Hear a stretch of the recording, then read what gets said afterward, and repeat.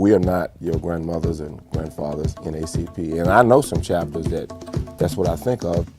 We wanted to make this organization that already existed, that had a name, to see if we could make it work more effectively for justice in our community. I want to ask you something. I was down there the night that you won the runoff election. Okay. And the people were as excited there as they were the night that Barack Obama. Yes. I remember the night that we were standing there and it said America has its first African-American president, and just a big yell let out. Yeah. But how did your mother? We saw her, and I know she had to be just. And I haven't gotten a chance to speak with her. I spoke with her, but I didn't get a chance to talk with her about it.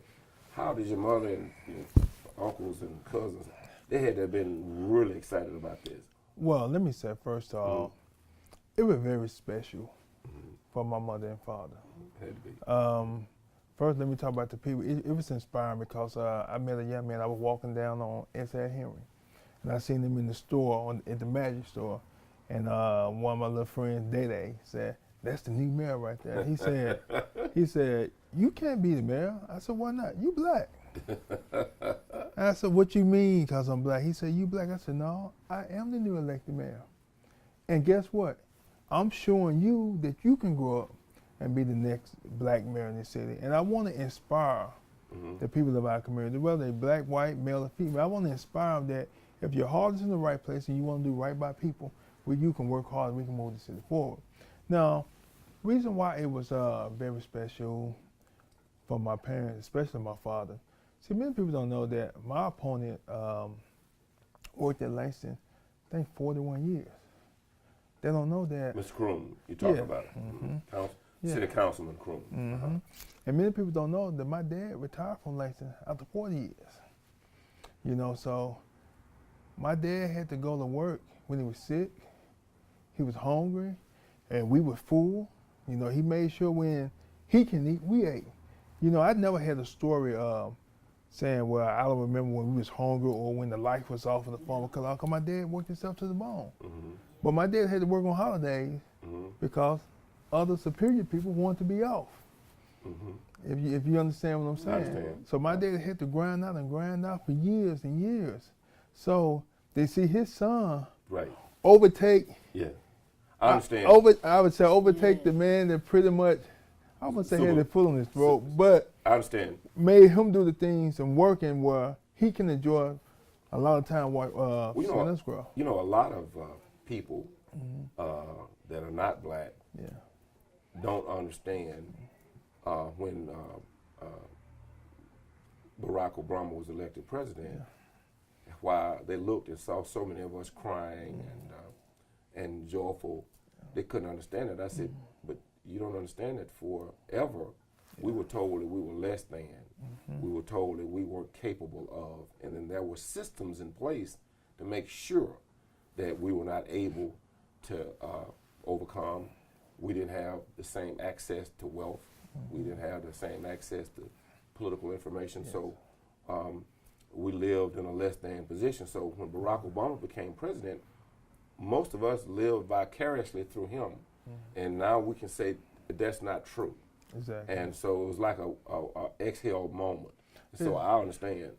So it was very, very pleasing. Now speaking of that, I didn't see it, but I was told by a number of people that there were a lot of negative comments made on Facebook with reference to your having won, and I don't want to put a negative spin on anything, but I think it's important that we discuss to some extent some of the vitriol. And do you have anything to say to those people? Because I remember that night you said, "I want to be the mayor of everybody, black and white." Even to all the people that said the harsh comments on Facebook, I still look to working hard and being West Memphis mayor.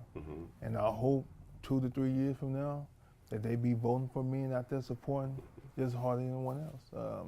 I understand that their heart was in it, that they supported my opponent, and that's fine. I have always told people, everyone don't have to vote for me, just as long as 50 plus 1 vote for me. So I had over 50% of the vote, so that's all that really matters. It's interesting you mentioned 50 plus 1 when Mr. Chitman. That's the Chitman law. That's the Chitman law. Yeah. Back in 1983 when they were working to keep him from taking office, he got more votes than any of the other 5 candidates. Right. And so they went to court, and after then, they passed a law that from that point on that you had to win by 50 plus 1.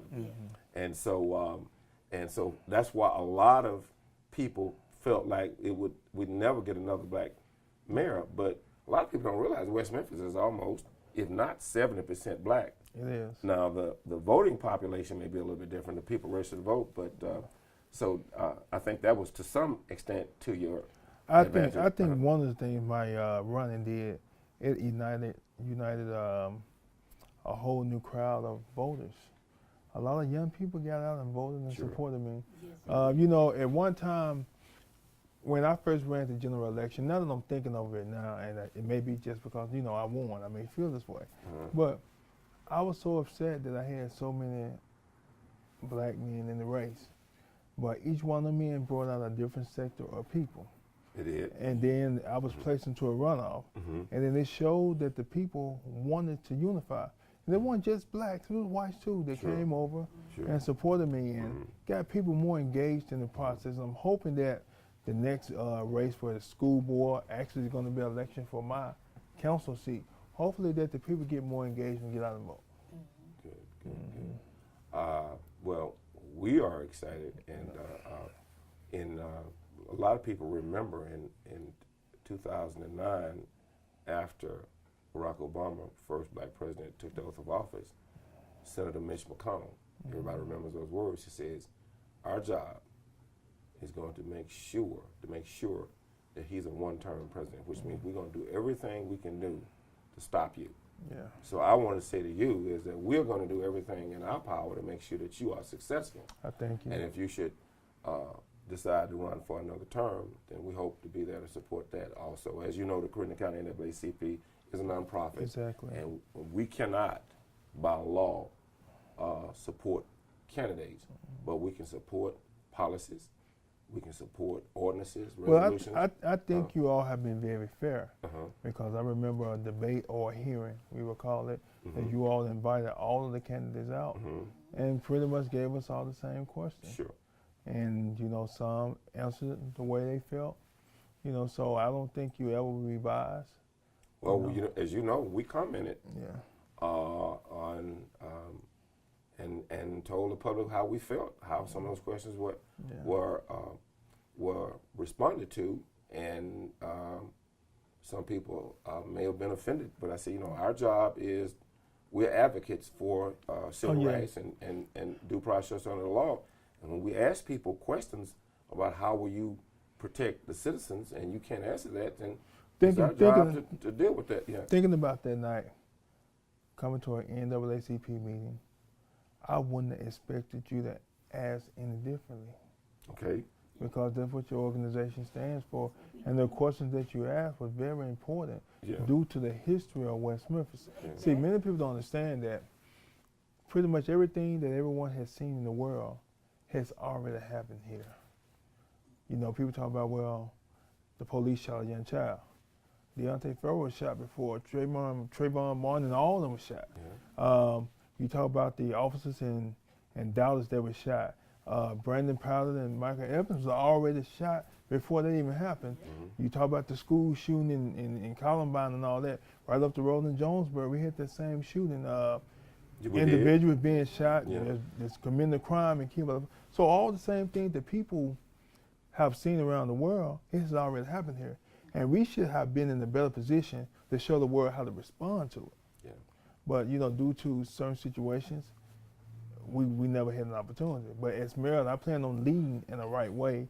Then from now on, those things would not happen.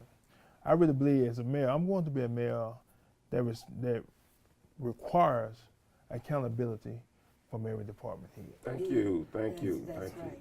We're going to set goals, and I expect that they are carried through. You're not protected because you look like me. I want results for my city. I'm looking for something great in West Memphis. I know many people ask me, as mayor, what is the most difficult thing you will have to do, or what do you want to do first? In my opinion, I think just doing the right thing. I think you do the right thing, it'll pretty much carry and cover everything else to an extent. I mean, of course, certain policies will have to be in place. I'm a very transparent person.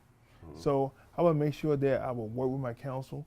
I will not hold anything behind. I'll work with it with my team, but once it's concrete and I'm able to reveal it, I will let them know, in time enough so that certain things that come before the council won't be last minute or it's being rushed up on them, because, I want to do the right thing by the people. We are not your grandmothers and grandfathers in ACP, and I know some chapters that's what I think of.